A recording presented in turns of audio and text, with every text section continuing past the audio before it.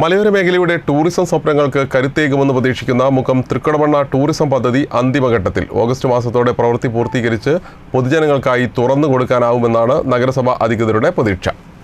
മലയോര മേഖലയുടെ ടൂറിസം സ്വപ്നങ്ങൾക്ക് കരുത്തേകുമെന്ന് പ്രതീക്ഷിക്കുന്ന തൃക്കുടമണ്ണ ടൂറിസം പദ്ധതിയാണ് അന്തിമഘട്ടത്തിലെത്തിയത്.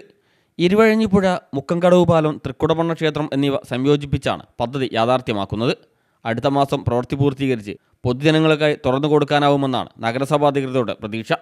കഴിഞ്ഞ സർക്കാർ നടപ്പാക്കിയ ഡെസ്റ്റിനേഷൻ ചാലഞ്ചിൻ്റെ ഭാഗമായാണ് ഇരുവഴിഞ്ഞിപ്പുഴയുടെ തൃക്കുടമണ്ണ കടവിൽ പാർക്ക് നിർമ്മിക്കുന്നത്.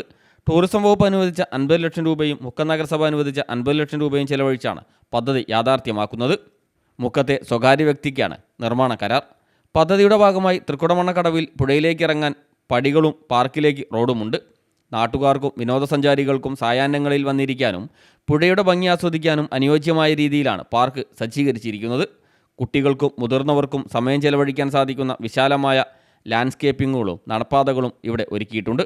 ലഘുഭക്ഷണങ്ങളും പാനീയങ്ങളും ലഭ്യമാക്കുന്നതിനായി ആധുനിക രീതിയിലുള്ള കഫ്റ്റീരിയയും പദ്ധതിയുടെ ഭാഗമായി നിർമ്മിച്ചിട്ടുണ്ട്. ഇരുവഴിഞ്ഞിപ്പുഴ കേന്ദ്രമായുള്ള ടൂറിസം പദ്ധതിക്കായി മുക്കം നഗരസഭ സമർപ്പിച്ച 1 കോടി രൂപയുടെ പദ്ധതിക്ക് കഴിഞ്ഞ സർക്കാർ അനുമതി നൽകിയിരുന്നു.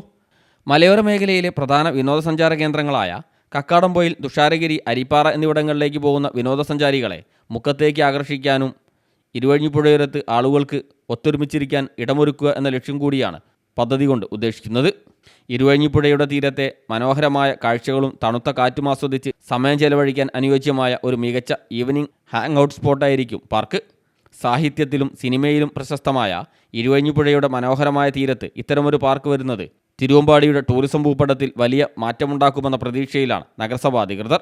Fasal Babu, news bureau, Mukkam.